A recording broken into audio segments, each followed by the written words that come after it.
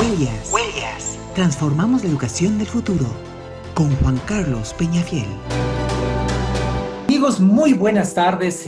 Quiero darles la cordial bienvenida a este encuentro en Facebook Live. Y claro, no podía ser de otra manera. Queríamos coincidir no solamente con nuestro invitado, también con Michelle Oquendo. Y es nuestra compañera en varias de las ediciones en el programa Desde mi Visión, que ella lo conduce en Radio Visión, y también el escritorio de Einstein. Y por supuesto a nuestro invitado especial, que es Carlos Chango Uñó. Esta es una edición especial. Recuerden que nuestro programa también lo pueden seguir en el canal de YouTube Juan Carlos Peñafiel Suárez. De hecho, este programa lo vamos a cargar inmediatamente concluya esta sesión. Sin más, doy la bienvenida a todas las personas que se están conectando a nuestra transmisión y quiero iniciar dándote la bienvenida a ti, Michelle. ¿Cómo estás?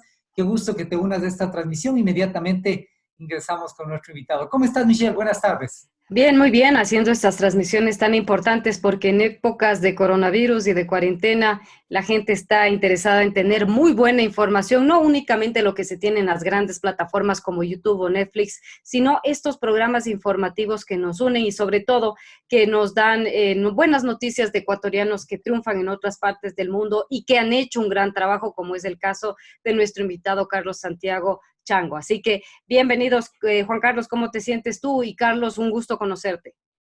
Gracias, Michelle, y por supuesto, una bienvenida especial a Carlos. Saber cómo nos escuchas, dónde estás, estás en Quito, estás en Tungurahua, en qué parte del país te encuentras. Un cordial saludo y una bienvenida especial a nuestro programa Huellas de Emprendimiento. ¿Qué tal, Carlos? Michelle, Juan Carlos, muchísimas gracias. Muy buenas tardes. Estoy muy bien. Espero que ustedes, sus familiares y todos sus seres queridos se encuentren de la mejor manera, así como el mismo deseo a todas las personas que nos están viendo o que nos están escuchando. Ahorita me encuentro en Chibuleo, San Francisco, que es la comunidad donde yo nací y donde yo vivo los fines de semana. Y desde aquí, gracias a la tecnología, podemos hacer este programa que estoy seguro será de provecho para cada uno de nosotros. Excelente, Carlos, y gracias también, Michelle. Bueno, y decirles a la gente que vamos a estar unidos en este Facebook Live. Queremos, de hecho, dar la bienvenida. Se encuentra con nosotros también ya conectado Franklin Enrique Minacuri. Éxitos del iniciar el programa, amigo Carlos Santiago Chango Uñoc. Creo en tus convicciones, en tus creencias, distinciones para tomar decisiones desde otro punto de vista. Grande amigo. Y te doy una sorpresa, también una común amiga de Michelle, tuya, mía. María Luisa Guerra también está conectada, dice Carlos Chango, un amigo y profesional admirable. Ella fue tu compañera en el Zamorano, esta gran institución educativa de América Latina en el campo agrícola. Y Caterine Pico, Alex Vinuesa y 3 personas más también se encuentran unidas a nuestra transmisión. Entonces, en este contexto, también saber, le recuerdas a María Luisa, también me imagino, Carlos. Por supuesto, querida María Luisa, qué gusto saber que estás en este programa. Muchísimas gracias por acompañarme. Espero que tú y toda tu familia estén muy bien en esta época que el mundo está experimentando grandes cambios. Te deseo lo mejor y gracias por asistir.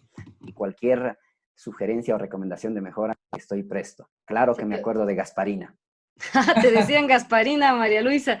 María Luisa es como mi hermana, en definitiva. Hemos crecido juntas la adolescencia, fuimos compañeras de colegio y yo también tuve la oportunidad de estar en Tegucigalpa, en Honduras, en una época en la que le fui a visitar a María Luisa y a José Luis Guamán, su esposo, que Sí. trabajaban, que estudiaban ahí en el Zamorano. Así que saludos, mi querida María Luisa, qué bueno que nos estás viendo.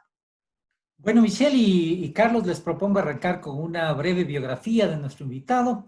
Pues hoy el programa Huellas de Emprendimiento se viste de gala para recibir a Carlos Chango Uñoc. Carlos es el primer indígena ecuatoriano y muy orgulloso de aquello, graduado en Harvard University con un máster en Public Administration and International Development. Además es coach ontológico certificado con The Newfield Network y posee títulos de agrónomo e ingeniero agrónomo en la Escuela Agrícola Panamericana El Zamorano. Su trayectoria profesional ha consolidado trabajando fuera del país, en países como Estados Unidos, Honduras, Guatemala, Kazajistán. En Ecuador ha ocupado varios cargos protagónicos en organizaciones privadas, públicas y de cooperación, tales como SNB, Corporación Holandesa, Ministerio de Turismo, Ministerio Coordinador de la Producción Empleo y Competitividad, Secretaría Nacional de Planificación y Desarrollo, SEMPLADES y PRONACA. Tiene 45 años de experiencia ejerciendo el hábito de que todo es posible y todo depende de mí. Es trilingüe, domina el inglés, el quichua, el español. Actualmente es cofundador y gerente general de Ichaski, una empresa social ecuatoriana liderada por indígenas cuya misión es mejorar el mundo a través de la formación de personas quienes, creyendo en sí mismas, logran sueños. Carlos es quichua de Chibuleo, esta población indígena importante del Ecuador, de Chibuleo San Francisco, una comunidad indígena cercana a la ciudad de Ambato, provincia de Tungurahua, en los Andes centrales del Ecuador. Y quiero empezar con un planteamiento de Michelle. Normalmente siempre arrancamos tratando de entender el contexto de los orígenes de las personas, los antecedentes, los estudios, y precisamente quiero dar el paso para que Michelle arranque con esta entrevista que pretendemos que se difunda de manera importante al mundo con estos nuevos líderes. Y el tema que nos ocupa hoy es un tema importante, Michelle. El tema es, pues, nada más ni nada menos que el nuevo liderazgo que requiere el Ecuador. Te doy el paso, Michelle. Es un gran título, el nuevo liderazgo que requiere el Ecuador, sobre todo ahora vemos que el mundo ha cambiado. Me interesa mucho saber cómo fueron tus orígenes, Carlos, cómo creciste, en qué colegio fuiste y cómo salta esa personalidad tuya tan particular y con esas ambiciones de estudios y de seguir avanzando. Muchísimas gracias por la pregunta. Mi infancia fue muy feliz. Yo nací y crecí aquí en Chibuleo, San Francisco, en el barrio que se llama Tonongloma. Mi papá, Manuel Chango, que en paz descanse, se me fue recién en octubre del año pasado. Oh, qué Mi pena. mami se llama Manuela Uño, es una pareja de Manuel y Manuela, bastante inédita. Mi infancia feliz. Estudié mi primaria directamente porque en ese momento no había kinder, en la escuela 6 de marzo, que queda como a unas 5 o 6 cuadras de aquí, de donde yo vivo. Era una escuela en ese entonces de 2 profesores. Ahí terminé mi 6º grado. Luego, gracias al esfuerzo y a la visión de mis padres, por eso yo siempre pienso que los padres y los profesores tienen un rol importante en la formación de las personas. Mi mamá especialmente, por alguna razón, tuvo una visión, tuvo un benchmarking con otro joven que estudiaba y ella quería que sus hijos sean así y se obsesionó para que así sean. Nos obligó a estudiar.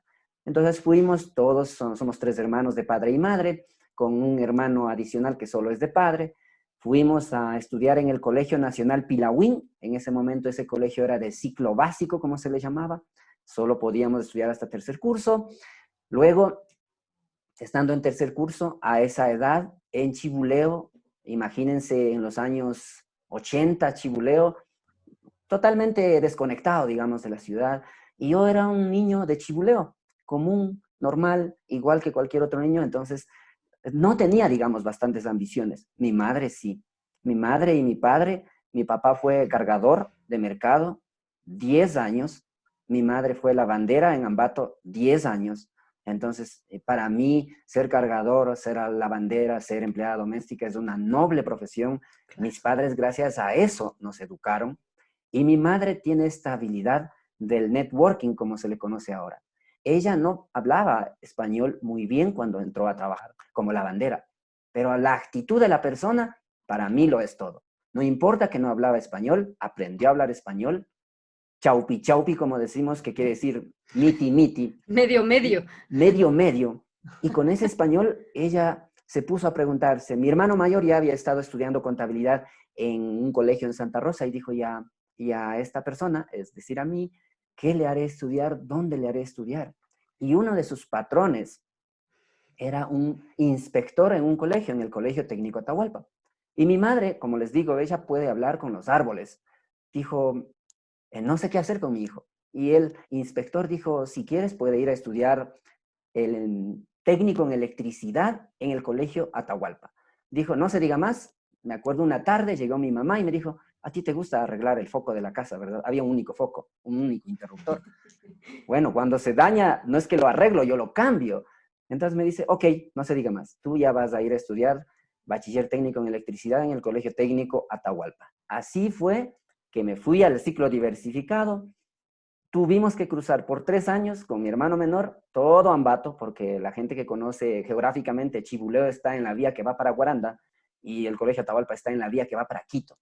Entonces, cada mañana levantarme tipo 5 de la mañana, ducharme en agua fría, ponerme el poncho y la camisa, o sea, mi ropa, e irme a estudiar.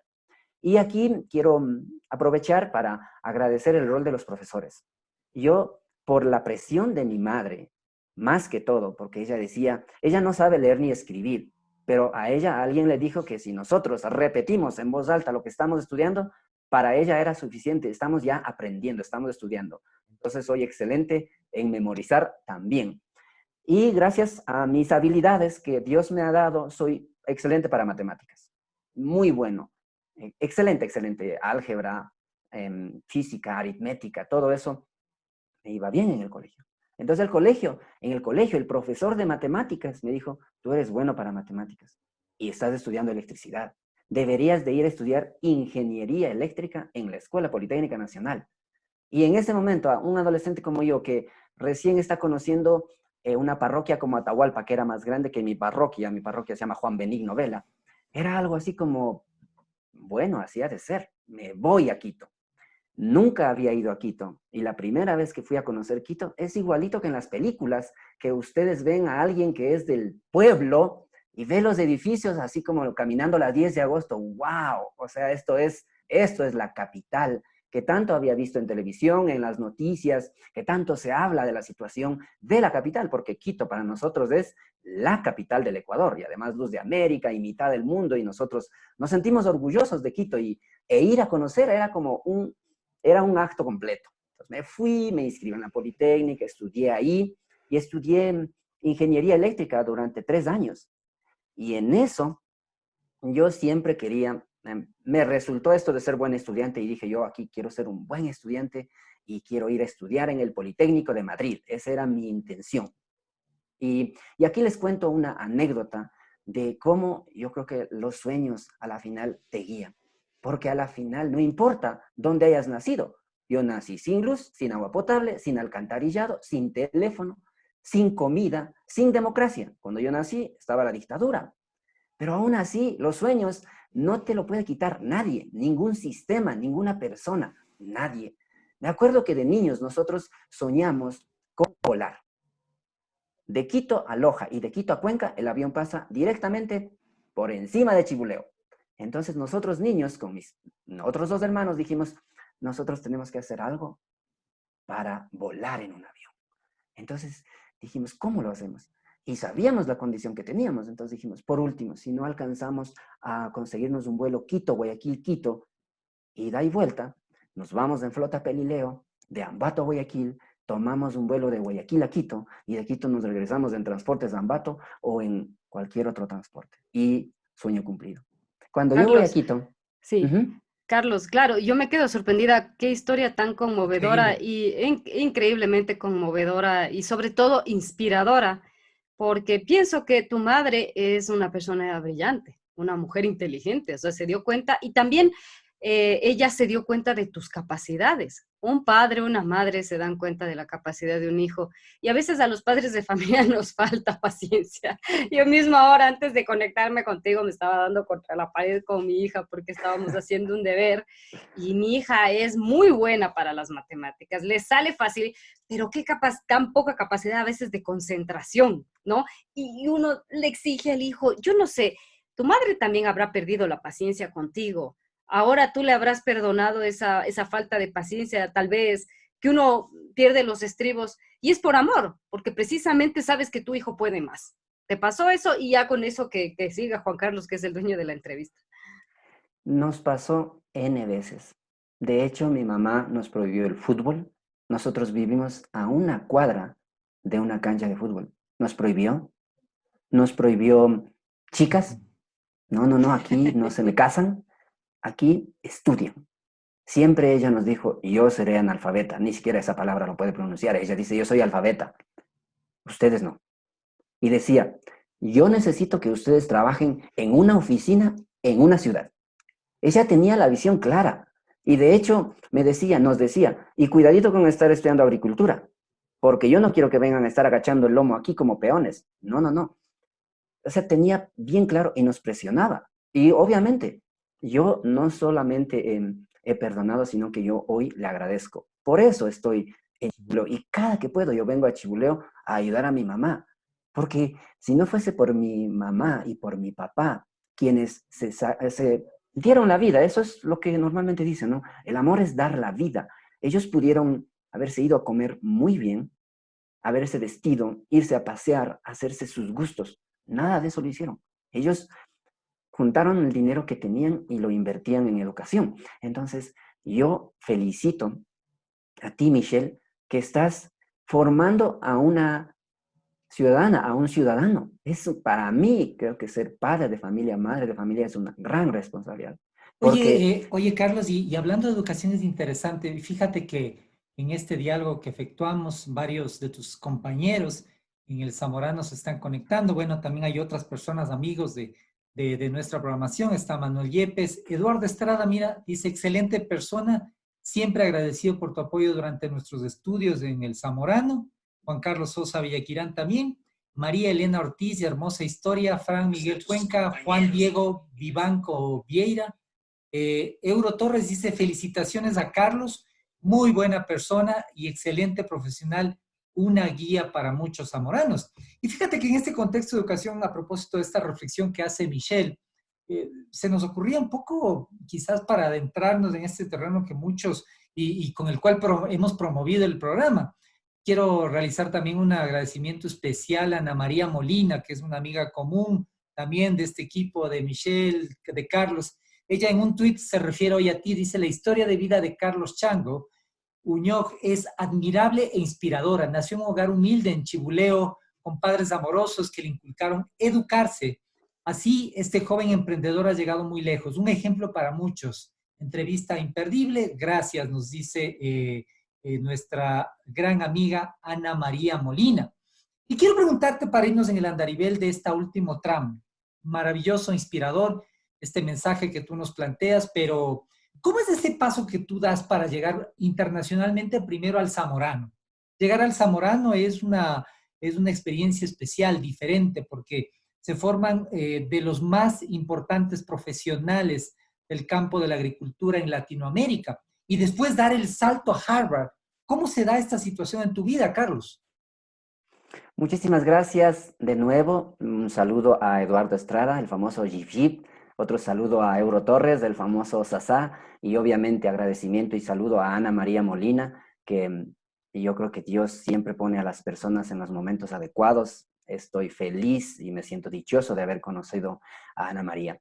Bueno, el salto, yo estuve estudiando, como les comenté, en Quito, en la Escuela Politécnica Nacional, y les cuento el sueño de volar porque en eso, por pura casualidad, me enteré de Zamorano.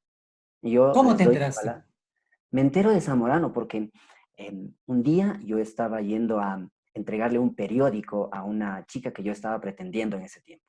Y aquí en el campo nos vamos por diferentes caminos y elegí ir por un camino, me encontré con mi primo y mi primo que que se estaba graduando de bachiller en agricultura, me dice, ¿tu hermano dónde va a estudiar? Y yo le digo, tal vez en la Politécnica Nacional porque yo estaba ahí estudiando. Y tú, le digo, me dice, yo quiero ir a Zamorano, es una universidad en Uruguay, es una universidad excelente, porque obviamente habían visto un reportaje de esa universidad. Y me dice, es para estudiar agricultura, y yo como agricultura, ya mi mamá me dijo que no estudia agricultura, entonces yo bien mandado. Me enteré del Zamorano, me dijo, por favor, tú que estás en Quito, ayúdame a buscar información. En efecto, le busqué la información y pasó algo bien anecdótico. Todavía la persona que trabajaba en ese momento en admisiones de Quito, en Zamorano, todavía trabaja. Se llama Hermer Santillán. Me acuerdo haber ido después de buscar un montón de veces Zamorano, porque yo en ese momento de hecho decía, este jugador chileno es tan influyente en Quito que las personas hasta ponen el apellido de él en el auto. Estamos Entonces, hablando del famoso futbolista Iván Zamorano, de la selección del de Bambán Chile. Zamorano, que en ese momento era una estrella en América Latina y también en Claro. España jugaba. Pero no era así, era Zamorano la universidad, la Escuela Agrícola Panamericana. Me enteré de eso y algo pasó. El día que yo fui a preguntarle, el señor me dijo, aquí nosotros no te vendemos un prospecto, lo que te hacemos es inscribir para el examen de admisión. Es año 1995. Me dice, necesito la cédula de tu primo. No había WhatsApp, no había Gchat, no había nada, no había como yo decirle, Hernán se llama mi primo, Hernán Chango, mándame tu cédula que te inscribo. Pero yo decía, pero yo lo que necesito es el prospecto. Y el señor me dice, además, era un viernes, y me dijo, el examen es el próximo jueves. Entonces necesitaba el prospecto como sea. Y ese señor, yo siempre le digo, cuando me encuentro, le digo, a ti te pagaban por inscrito, porque me dijo, lo que tienes que hacer es lo siguiente, inscríbete tú, te doy el prospecto, y luego le das el prospecto a tu primo, y que tu primo se inscriba y que dé el examen. Pero yo no estoy interesado, no, pero con eso tienes el prospecto. Ok, me inscribí. Y a la final le traje cuando leí el prospecto yo me enamoré de Zamorano. Es que utilizaba una estrategia de marketing fatal. Yo estaba brutal, digo yo. Estaba estudiando en la Politécnica Nacional, recibía clases parado, universidad pública. Y además estaba en el Instituto de Ciencias Básicas, donde entramos El 2000. ICB. El famoso ICB, sí. Bueno, entonces a la final mi primo no pudo dar el examen y yo, ya que estuve ahí, dije, voy a dar el examen, a probar. El señor me acuerdo que me dijo, mire, lo más difícil de matemáticas es trinomio cuadrado perfecto. Yo ya estaba en el segundo semestre del ICB, ya veía cálculo en n dimensiones, ecuaciones diferenciales. Trinomio cuadrado perfecto lo podía hacer con la mano izquierda y cerrado los dos ojos. Entonces dije, bueno, debe ser relativamente fácil. Di el examen, escribí el ensayo, apliqué, me gané una beca y me fui a Zamorano. Y agradezco aquí públicamente al gobierno alemán, en ese momento la GTZ, con la DSE, becaron, vieron en mí un potencial y me dieron la oportunidad de volar. Ahí todavía yo no estaba seguro sobre la profesión porque era agricultura, pero lo que sí sabía es que tenía en mis manos el sueño que yo había configurado con mis hermanos, de ir a volar. Y en ese momento el vuelo era tan lechero que creo que era Quito, Guayaquil, Guayaquil, San José, Managua, Managua, Guatemala, Guatemala, San Salvador y finalmente Tegucigalpa. Me fui a Zamorano y me enamoré de Zamorano porque era completamente diferente a lo que yo pensé. Me ayudó un montón Zamorano en la formación mía como persona, en la formación, en la aceptación mía como quien soy. Soy una persona de 1,60 que pesa 128 libras, que es indígena, que habla quichua, que come machca, que usa poncho y que es de Chibuleo. Me ayudó en eso Zamorano, ya me gradué de Zamorano y yo siempre he querido apoyar a otras personas. No sabía cómo y lo que yo estudié en la especialización de la ingeniería fue desarrollo rural. En ese momento opté por buscar algún trabajo en Centroamérica, me quedé trabajando y en eso dije, yo quiero hacer una maestría y quiero hacer una maestría bastante importante. En ese momento el INCAE era una opción hasta que en Zamorano conocí a un profesor de Zamorano, graduado de Zamorano, que también se acababa de graduar de Harvard. Déjame interrumpirte porque seguramente también Michelle se le vendrán algunas inquietudes respecto a esta experiencia que significa dar el salto después de que estudias en una escuela de corte enfocado en materias agrícolas, de interesarse por estudiar en una de las universidades más prestigiosas del mundo, que es Harvard. Y le doy el paso previo a Michelle leyendo también dos comentarios adicionales, el de Stalin Gallegos Morejón. Felicitaciones, Carlos, excelente, digno de admirar. Alex Vinuesa, un apreciado amigo de la Universidad Católica, qué excelente entrevista, una lección de humildad y superación, sin duda una persona que aporta con su talento para un país mejor. Nos preguntamos siempre con Michelle este tema de cómo será el tema de Harvard, Michelle. Yo te escucho con mucha atención y lo único que me provoca es aplaudirte. O sea, digo, Dios mío, qué historia la tuya y dan ganas de aplaudirte en realidad porque me llena de orgullo. A veces uno teniendo otras herramientas, otras posibilidades, incluso con las costumbres distintas, occidentalizadas, me doy cuenta que todo se puede si uno lo desea. Creo que has sido un hombre tú con ambiciones y también quiero preguntarte cómo ha sido esa adaptación a otro tipo de costumbres, porque tú estás hablando incluso de una vestimenta diferente, de la alimentación, de todo lo que es vivir en un contexto más pequeño y de repente que se te abre el mundo. Y no solo que se te abre el mundo de Centroamérica, sino de esa capacidad de aspirar. Eso quiero escucharte porque otras personas con más posibilidades, incluso económicas, etcétera, a veces se pueden sentir minimizados o pequeños, decir, yo no puedo. Danos esa fórmula secreta para poder aspirar y finalmente cumplir y realizar los sueños, Carlos. Contextualízalo con este tema de tu experiencia en Harvard. Exacto, de Harvard. para integrarlo también, por favor. Ok, aprovecho para compartirles entonces que en este momento, como ya lo comunicó Juan Carlos, estamos al frente de iChasqui, que es una empresa social cuya misión es mejorar el mundo a través de la formación de personas quienes creyendo en sí mismas logran sus sueños. Y recalco nuestra misión, nuestro propósito empresarial, porque para mí creer en sí mismo, creer en sí misma es fundamental.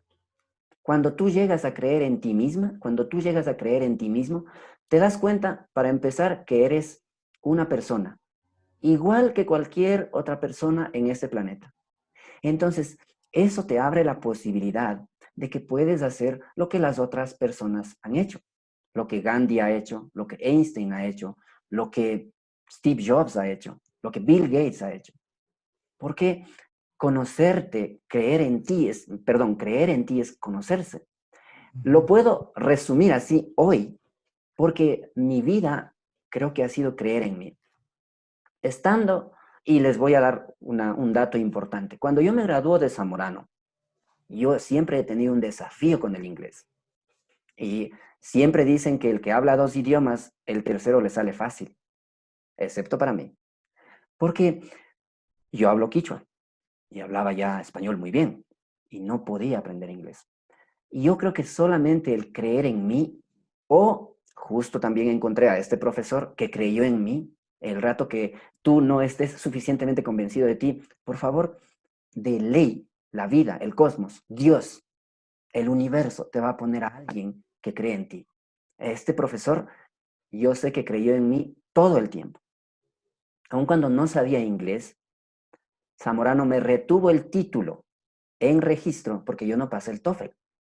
Necesitaba sacar 500 en el TOEFL y lo máximo que saqué fue 480. En ese tiempo era el TOEFL que se escuchaba la grabadora y se llenaba con papel. Entonces, tengo dos habilidades y cualidades en mí, que es ser divertido y es ser perseverante. Tengo una amiga muy especial que me dice, tú no eres perseverante, tú eres terco. Bueno, tercamente, también yo insisto, persevero, estoy ahí, resisto. Y creo que eso me llevó a Harvard de Zamorano, porque la gente pensaba que estaba loco. ¿Cómo es posible que este indígena, que no puede recoger su título porque no pasa inglés, quiere ir a Harvard, donde obviamente las clases son en inglés?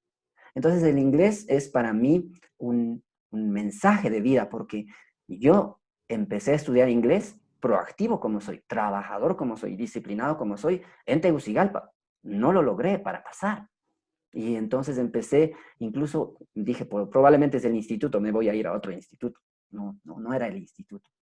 Y estuve a punto de decir, bueno, ya, el inglés no es para mí.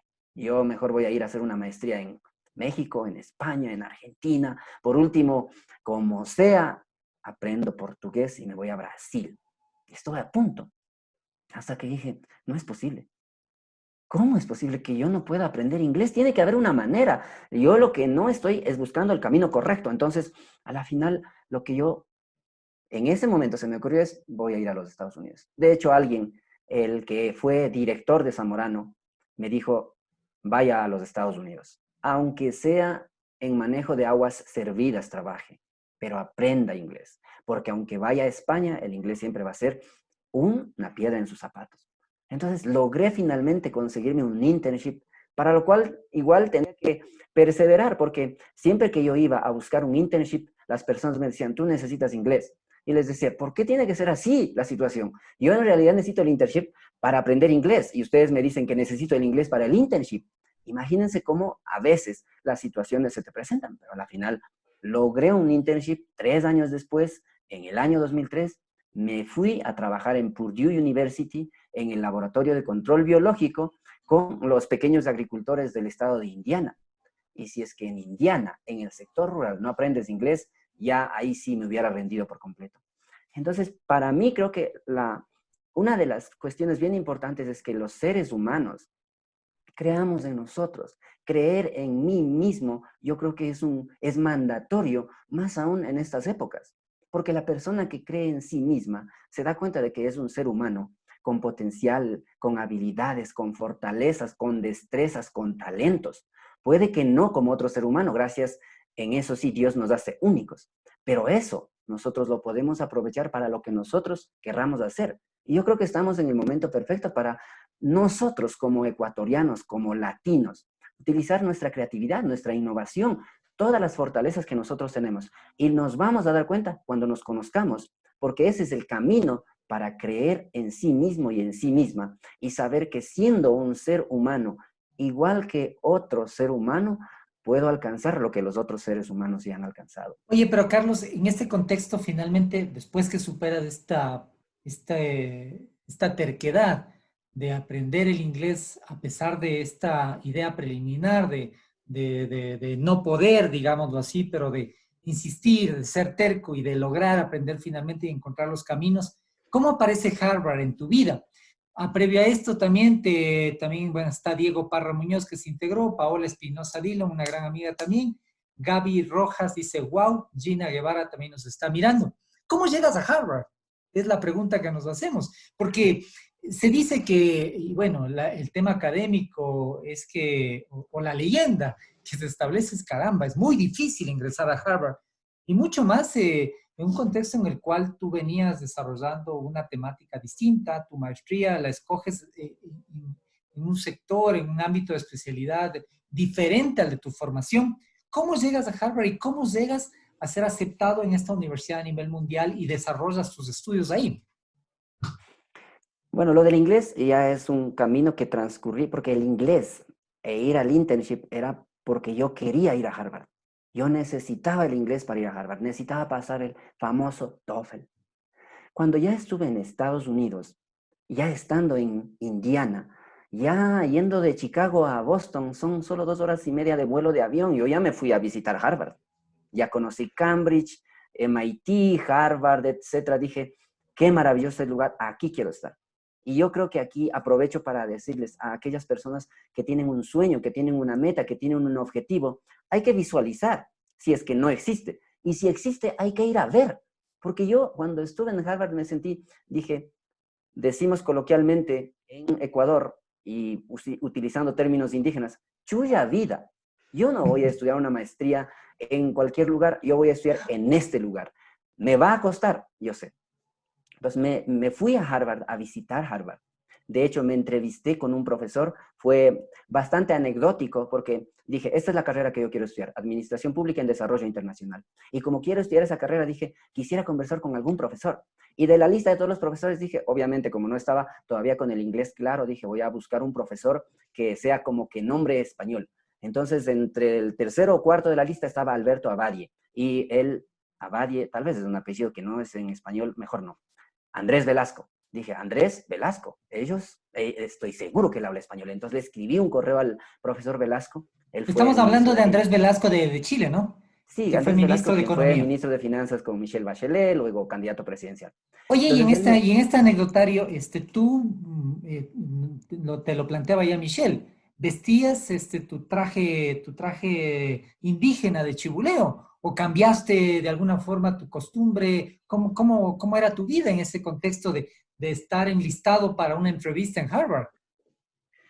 En ese momento, yo he tenido también en la cuestión de identificarme un proceso bastante largo. En ese tiempo yo sabía, ya acepté que era indígena, ya era el fan de mí mismo, de mi etnia, pero todavía no vestía. Entonces me fui, como decimos los indígenas, de civil, sin uniforme. Entonces me entrevisté con él, lo cual fue bueno porque yo sí estoy seguro que entré a Harvard no por ser indígena, sino Claro. porque, sino porque cuando fui a Estados Unidos, dije, necesito tomar el GRE, que es otro de los exámenes estandarizados que necesita la gente tomar para una maestría. Yo me acuerdo que fui a vivir en una casa con zamoranos, a quienes siempre agradezco, Carla Mejía y Carlos Ludeña, quiteños, que ahora están en Estados Unidos. Carla me escuchó hablar inglés y me dijo, te voy a dar un consejo para el GRE. La parte verbal no lo estudies. De todas maneras te va a ir mal. Concéntrate solamente en la parte cuantitativa. Y los consejos son para algo. Yo le hice caso. Me dijo ella, de la A a la ABC, de la A a la D, elige una letra y eso señala en lo verbal. Eso señalé. Yo soy Carlos, agarré la C y eso es lo que señalé en la verbal. El GRE necesitas como 25 minutos para 45 preguntas, yo me demoré 5 en la verbal. Y en la matemática, todo el verano, mejor dicho, desde mayo del 2003 hasta noviembre del 2003, yo lo único que era hacer es estudiar matemática. Pero tengo un gran antecedente. Había estudiado en la mejor universidad del Ecuador, la Escuela Politécnica Nacional. La Politécnica, Ahí, claro. si no aprendes matemática y estás en tercer, cuarto, quinto semestre, obviamente es porque te pasaste de agache. Entonces yo sabía matemática muy bien. Y resulta que luego de haber hecho unos 7,000, 8,000 ejercicios, porque yo lo que hacía era llegar a la casa y estudiar, estudiar, estudiar. En ese momento no había todavía el estudio online, sino que era comprar los libros y los CDs y los ejercicios y los otros exámenes. Bueno, en la parte matemática saqué 800 sobre 800. Wow. Perfect score. Estoy convencido de que hay pocos ecuatorianos que han sacado 800 sobre 800 en la parte cuantitativa del GRE.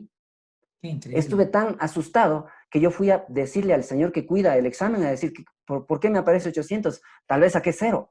Pero en realidad me dijo, y me quedó viendo así como, wow, ya, congrats. Entonces, yo creo que Harvard me regresó a ver por ese 800. Porque el profesor Velasco me dijo, mira, tú has estudiado agricultura, entonces la matemática en la agricultura no es básica. Aquí en el MPA-ID, que es lo que yo estudié, necesitas matemática de alto nivel, que las ecuaciones diferenciales, que Lagrange, que Hamiltonian. Entonces me dijo, mejor deberías de pensar estudiar otra carrera porque acá probablemente no lo vas a lograr. Pero cuando saqué 800, obviamente le volví a escribir, estimado profesor Velasco, me saqué 800 sobre 800 en la parte cuantitativa del GRE. La parte verbal ni siquiera les cuento. Él me dijo, qué bueno, entonces ahora estudia inglés. Y el inglés fue otro desafío, porque yo tomé el TOEFL 3 veces. La primera vez saqué 200, la segunda vez saqué 233 y la tercera vez con las justas, porque Harvard en ese momento, en ese tipo de exámenes te pedía 250, saqué 253. Entonces, yo creo que a la final hay que perseverar locamente. En serio, no es cuestión de decir voy a perseverar hasta el tercer intento. Yo intenté cuántas veces estudiar inglés, cuántas veces intenté un internship, cuántos ejercicios de matemáticas hice para que Harvard me pare bola a mí, para que no me digan, he estudiado agricultura nomás, entonces mejor que aplique a otra cosa. Y cuántas veces tomé el TOEFL. La primera vez fui a tomar en Cali, me fui en bus desde Chibuleo. Les puedo decir cuántos buses hay que tomar para ir de Chibuleo a Cali a tomar el examen. Los otros exámenes ya los tomé en Estados Unidos y ahí finalmente pasé y finalmente fui aceptado. Y lo último que quiero comentar con respecto a Harvard, antes de yo tener la aceptación de Harvard, Purdue University me dio una beca completa para estudiar Community Development y yo todavía no sabía si Harvard me iba a aceptar. Obviamente que cuando yo le avisé a mi hermano mayor me dijo, tómalo, tómalo, es una beca completa en Estados Unidos, vas a sacar una maestría, dale. Pero yo estaba por otro lado con mi voz interior diciendo, pero ya conociste Harvard, ya conociste a Velasco, casi que sabes las clases que vas a tomar, los profesores. Y no acepté la beca de Purdue. Wow. Y Oye, Carlos, estaba en ese momento sin nada.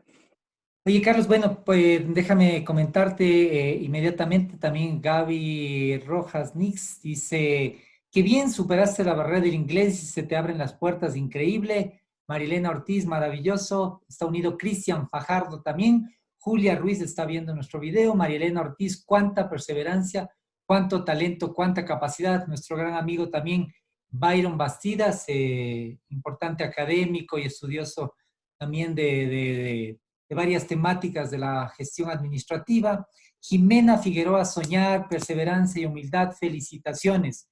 Y tenemos que, cuando armamos este cuestionario, Carlos, y te voy a pedir abreviar un poquito las respuestas porque tenemos un cuestionario importante y desafiante sobre esta temática de liderazgo y de cómo el aporte de gente talentosa como tú puede ser un grano de arena importante para la visión que el país se está planteando en estos momentos de cambio, de crisis, de pandemia. Paula Espinosa, qué interesante historia, felicitaciones. Respecto a los temas de liderazgo, que es lo que nos ocupa Michelle, hay varios temas importantes que se han abierto ahora con estos cambios hay conflicto, hay replanteamientos, hay redefiniciones. Michelle, respecto a esto, habíamos pensado reflexionar sobre el tema de liderazgo. Te doy la palabra, Michelle.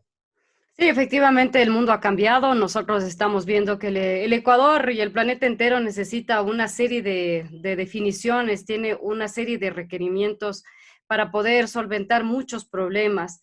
Pero pienso que los líderes tienen que tener varias cualidades, entre ellas la perseverancia, la constancia, la generosidad, para poder compartir conocimientos con el resto y poder salir adelante. Un verdadero líder es un ser carismático que lleva y unifica al resto con sus conocimientos. Cuéntame, ¿cuáles son las cualidades que tú ves respecto a eso? ¿Qué líderes necesitamos en el Ecuador? ¿Y cómo tenemos que cambiar esa actitud frente al mundo? Porque seguimos, ¿no? Bueno, tú seguirás las noticias que están pasando en la actualidad. Ya mismo son elecciones en el 2021. No hay una unidad, digamos, entre estos líderes políticos para sacar adelante. Lamentablemente vamos a ver que en esta pandemia los políticos van a pescar a río revuelto. ¿Cuál es esa figura de liderazgo que necesita el Ecuador con estos cambios, Carlos? Muchísimas gracias a todas las personas que nos están saludando. Con toda humildad recibo las felicitaciones y muchas gracias por esas palabras. Con respecto al liderazgo, yo quiero comentarles lo último que están trabajando en el Centro de Liderazgo de precisamente la Harvard Kennedy School, que es el liderazgo adaptativo. Y yo creo que esa es la filosofía de liderazgo, la práctica de liderazgo que el Ecuador necesita y América Latina también.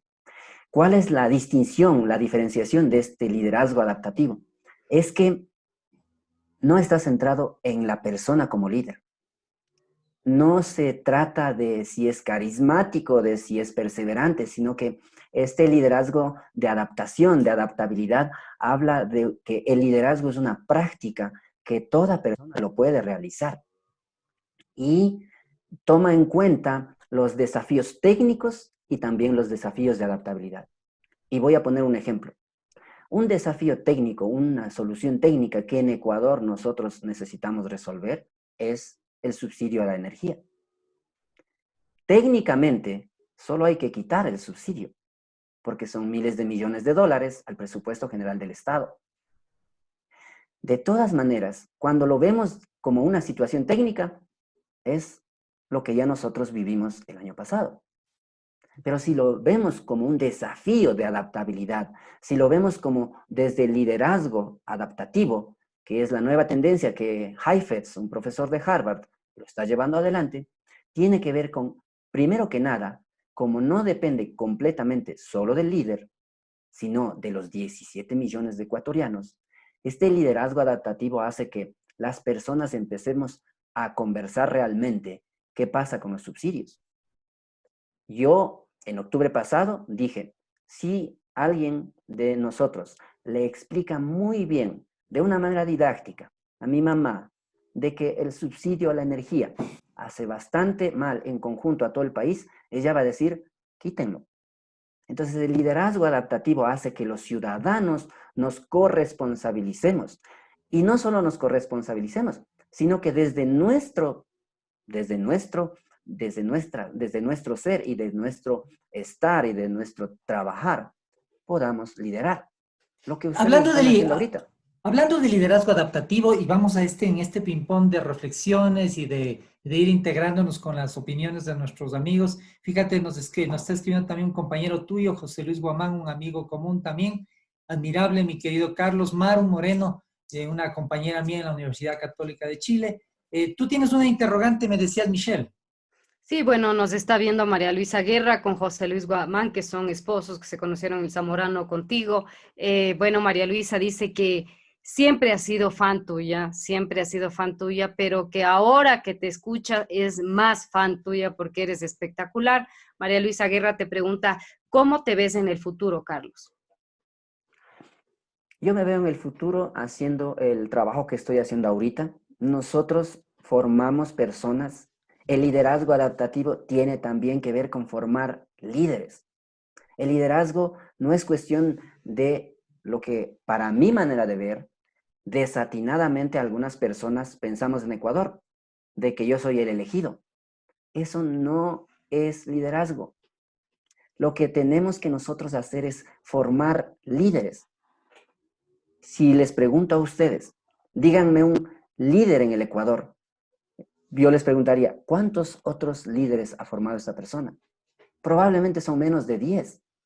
Nosotros queremos avanzar como país y lo que necesitamos es formar personas, personas que crean en sí mismas, porque los que creemos en nosotros mismos no somos corruptos, porque yo sé que soy lo suficientemente hábil para conseguir, mediante trabajo y esfuerzo, lo que yo me propongo. Entonces, Carlos, y vamos interrumpiendo para ir complementando también. Franklin Enrique Ninakuri, un amigo tuyo, se incluye también en este video. Yanni Morales, un apreciado amigo, compañero de la Universidad Católica. Gracias, Carlos, por ser un ejemplo de las capacidades humanas. Mira, y yo quiero un poquito tratar de presionar sobre ciertos hechos porque me parece que tu análisis sobre liderazgo adaptativo, sobre esta posibilidad de ir formando cuadros nuevos, es una urgencia en el país. Y no quiero soslayar, mi estimado Carlos, hablarte del tema indígena, al cual tú representas. Hay en el Ecuador, de acuerdo al censo del año 2010, 14 nacionalidades indígenas, 18 pueblos indígenas, cierta referencia en América Latina, que me parece curiosa, según datos del Centro Caribeño y Latinoamericano de Demografía, un 62.2% de la población boliviana se autoidentifica como indígena, en Guatemala un 41%, en Perú un 24%, en México un 15%, mientras que en Ecuador solo un 7%. Parecería que hay un temor al rechazo como una de las principales razones para que en Ecuador la población indígena se identifique como una etnia diferente. Estimamos, de acuerdo a estas proyecciones, que la cifra de indígenas en el Ecuador podría bordear entre el 1.150.000 aproximadamente hasta los 2 millones si estas cifras y estas proyecciones son reales. El rol del indígena en el último proceso social que vivió el país en el mes de octubre fue altamente cuestionado. ¿Cuál es la situación del indigenado? Y quizás ahí empato con la pregunta que te hace María Luisa.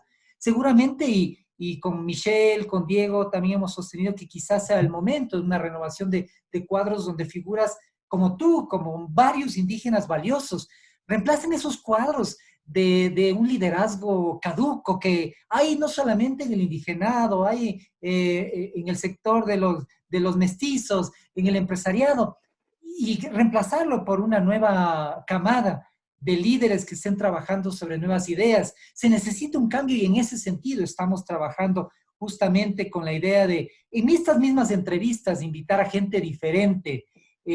¿Cuál es tu idea respecto a estos cuestionamientos, Carlos? Te pongo un poco contra la pared a propósito de estas reflexiones, porque quizás muchos vemos a gente como tú, como cuadros importantes en este recambio que necesita el liderazgo del país y el nuevo enfoque. muchísimas gracias, estimado Juan Carlos, y gracias también a María Luisa por la pregunta.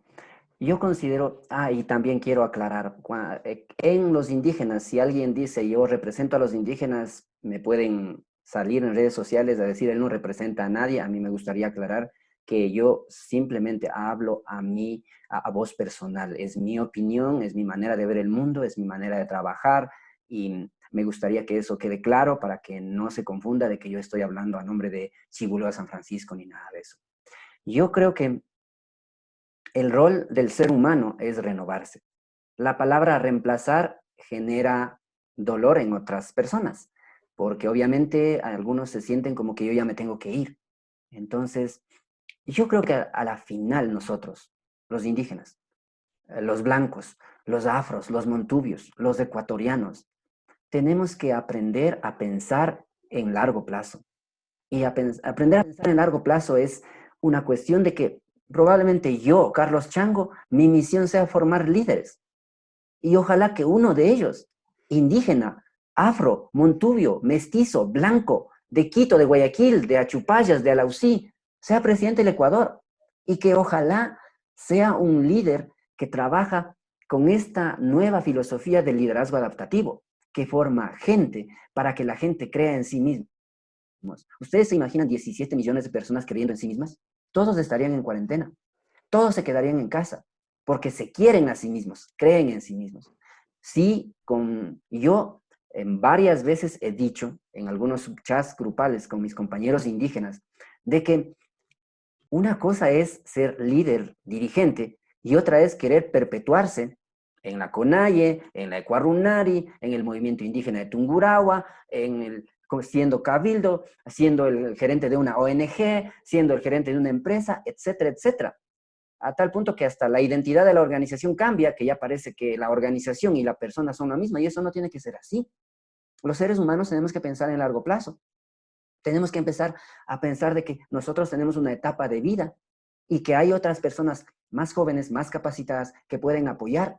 Y la inseguridad nuestra, el no creer en nosotros mismos, hace que nosotros defendamos ese milésimo cuadrado con capa y espada. Poco menos, no, a mí no me sacan porque esto es mío y todo lo que yo pienso es lo mejor y yo soy enviado de Dios y esto se hace de esta forma. Caduco.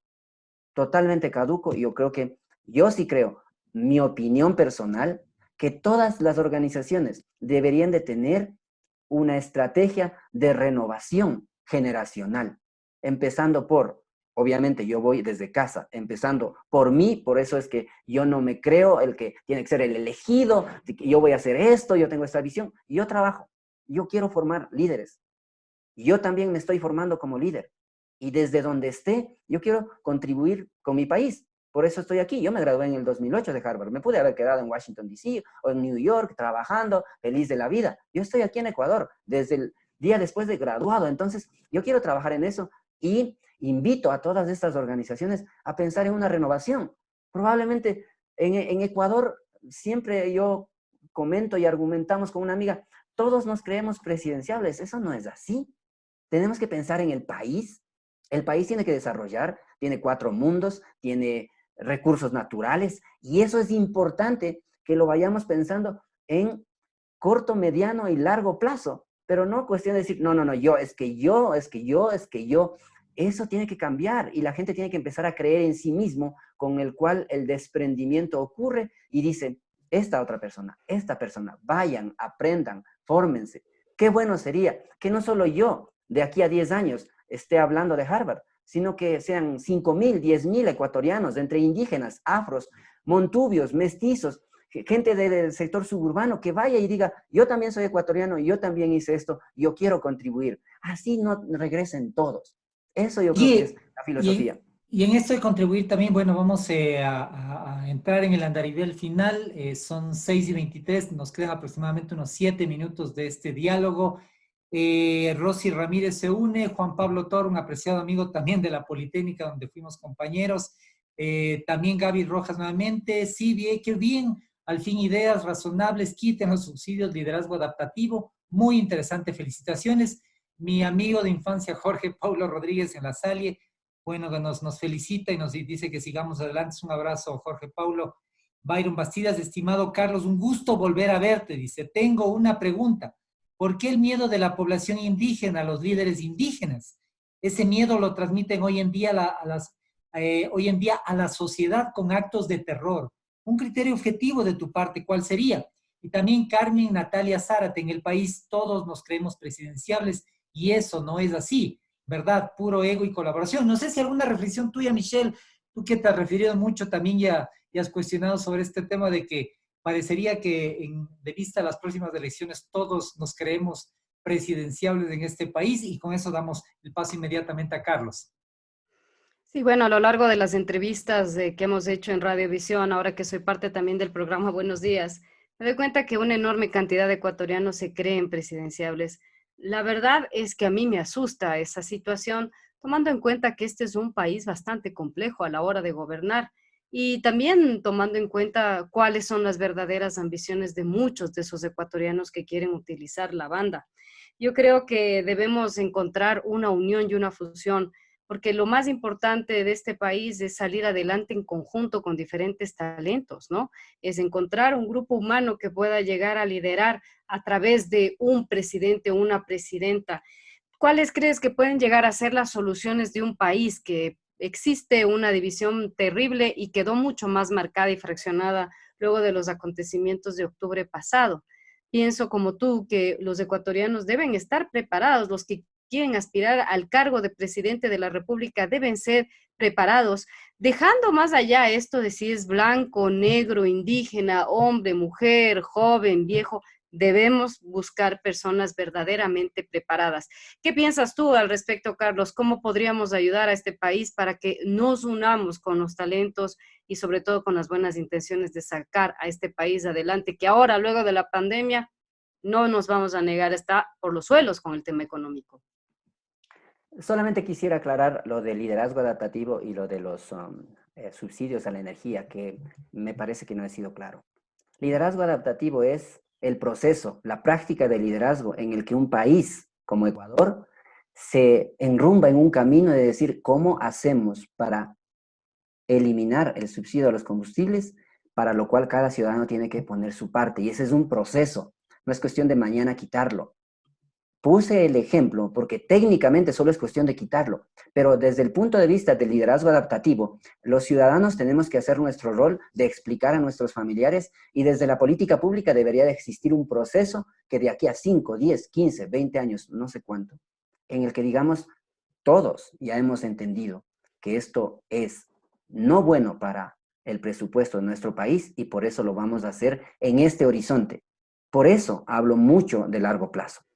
Con respecto a lo que Michelle nos compartió, yo creo que necesitamos responsabilizarnos todos los ciudadanos. Nosotros somos, si no campeones, al menos vicecampeones en desresponsabilizarnos. Y yo les cuento, en algunos casos, cuando en Chibuleo perdemos un partido de fútbol, es culpa del árbitro. Cuando te va mal en un matrimonio es culpa del sacerdote.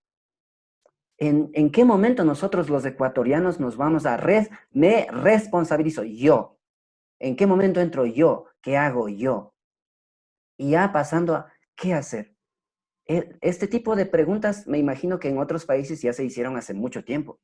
De hecho, hace 59 años, Kennedy dijo, no te preguntes qué puede hacer el Ecuador por ti. Te estoy parafraseando. Pregúntate lo que tú puedes hacer por el Ecuador. Cada uno de nosotros, ¿cuántas veces nos pasamos del semáforo en rojo? ¿Cuántas veces aceleramos cuando estamos en naranja? ¿Cuántas veces le decimos, jefe, cómo arreglamos? ¿Cuántas veces llegamos tarde a las reuniones? ¿Cuál es nuestro rol? Porque a la final, independientemente de la persona que venga, porque no es cuestión de traer al enviado de Dios, no. Eso no es la solución. El ecuatoriano y la ecuatoriana que me está viendo, que me está escuchando, tiene que comprometerse consigo misma y consigo mismo y decir, yo voy a dar lo mejor de mí en lo que esté haciendo. No es cuestión de que es que estoy esperando a ser presidente para hacer unas buenas políticas. Hasta eso no voy a hacer nada bien. No. Yo creo que todo empieza desde los ciudadanos. Y aquí quiero hacer otra reflexión de Gandhi. Gandhi, ¿qué dice? Sé el cambio que quieres ver en el mundo. Si lo parafraseamos, sé el cambio que quieres ver en el Ecuador. Están ustedes a cargo del periodismo. Den lo mejor de ustedes, cada día. Cada día aprendemos. Somos seres humanos, cometemos errores, pero eso no quiere decir que hoy día yo voy a dar lo mejor de mí en lo que yo estoy haciendo, en el rol que sea. No esperen a ser presidente del club o presidente de la empresa, gerente general, solo ahí, ya ahí sí se me viene toda la experiencia y toda la academia que tengo. No, mi empresa es una microempresa. Pero el propósito que tiene como empresa, el sueño que tiene como empresa es mejorar el mundo.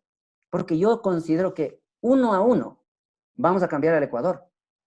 Y olvídense, ecuatorianos y ecuatorianas, de que en las próximas elecciones va a venir alguien que va a, como decimos coloquialmente en los Andes, que suena tan bien, a darnos mejorando la situación.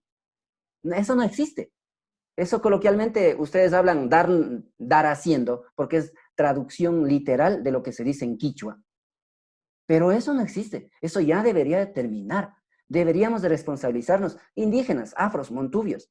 Deberíamos de parar la victimización. Es que yo, pobre indio, es que como soy indígena, es que como no hablo inglés, es que como no hablo español, es que como no fui a la universidad, es que esto, es que esto, es que esto.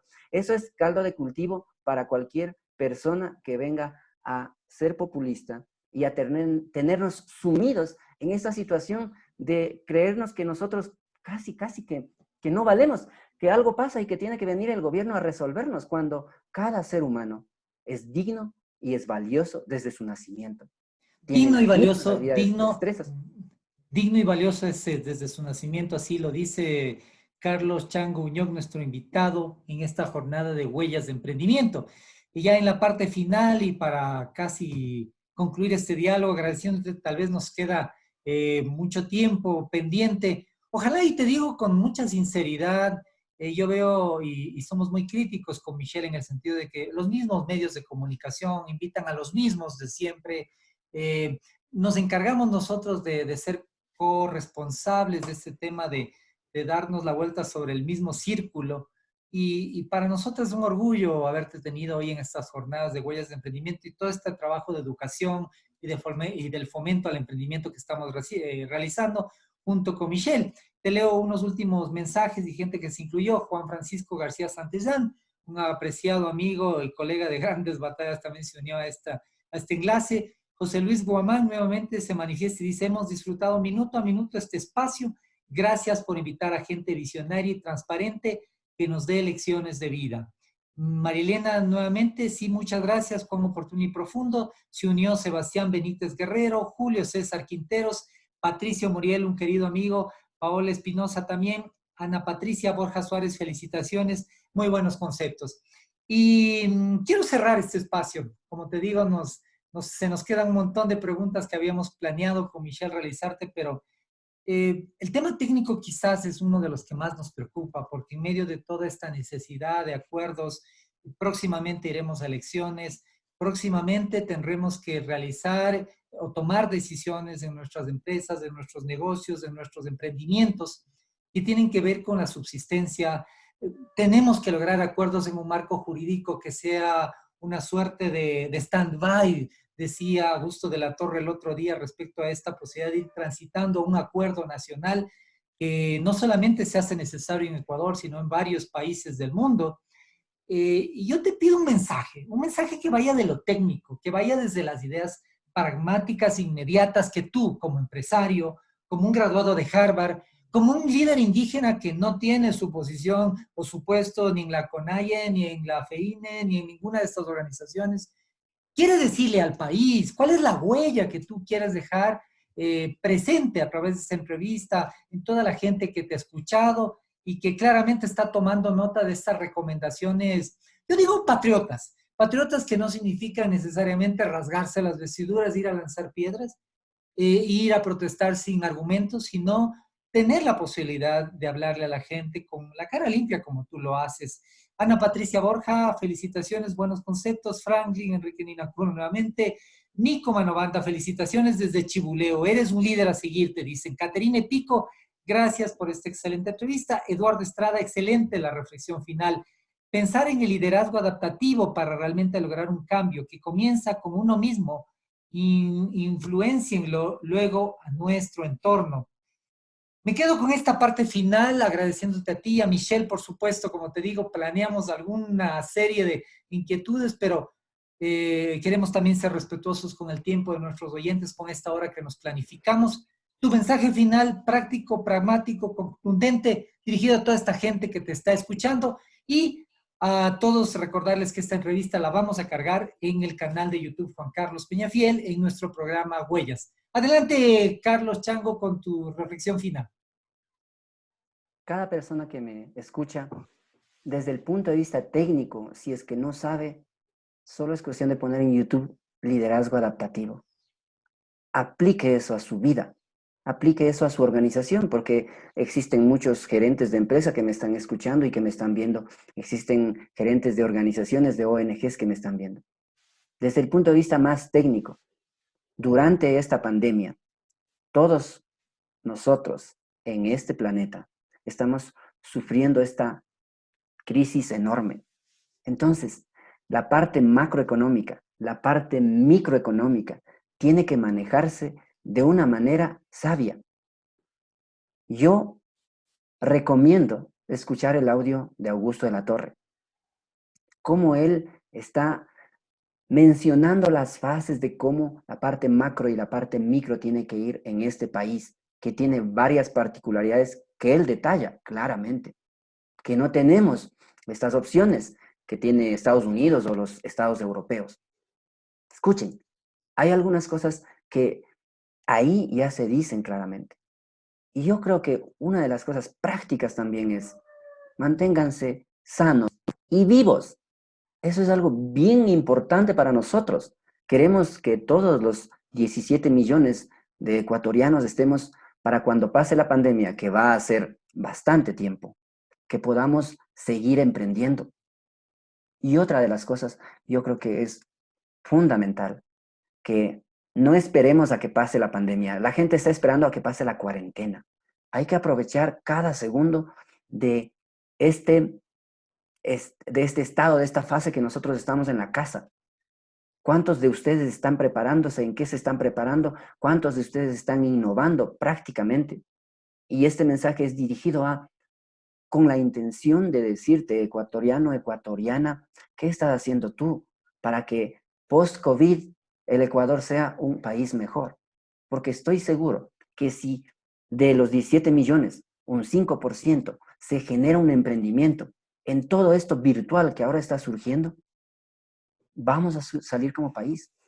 Y yo sí estoy consciente de que quienes vamos a sacar al Ecuador somos los 17 millones, con decisiones sabias, con decisiones coherentes, con aprendizaje diario. Justo tú hacías relación.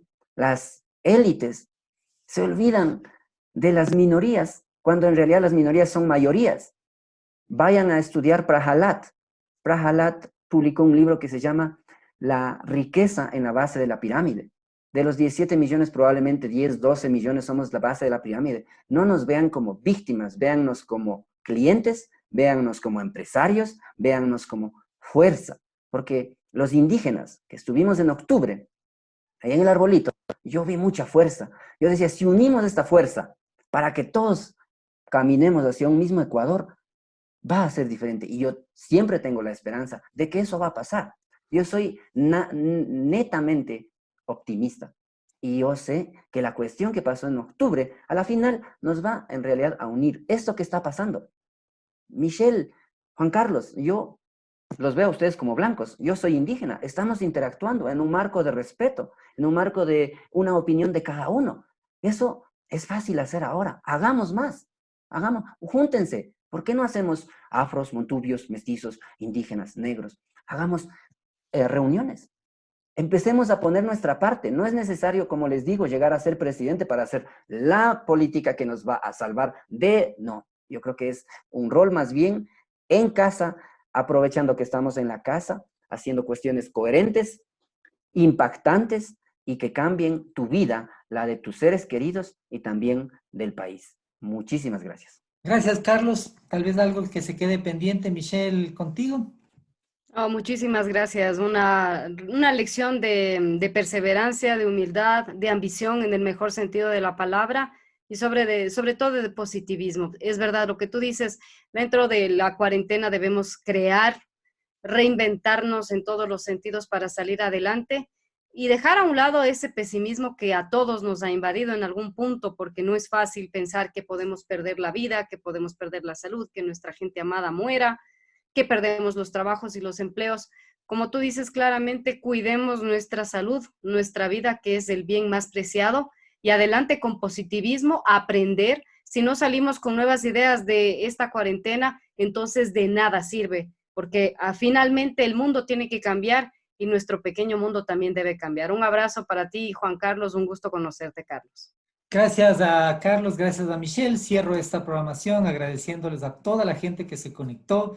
Repetirles que vamos a seguir sumando estos programas. Esta semana hemos tenido invitados de lujo y juntos con Michelle también estamos esforzándonos en renovar estos cuadros.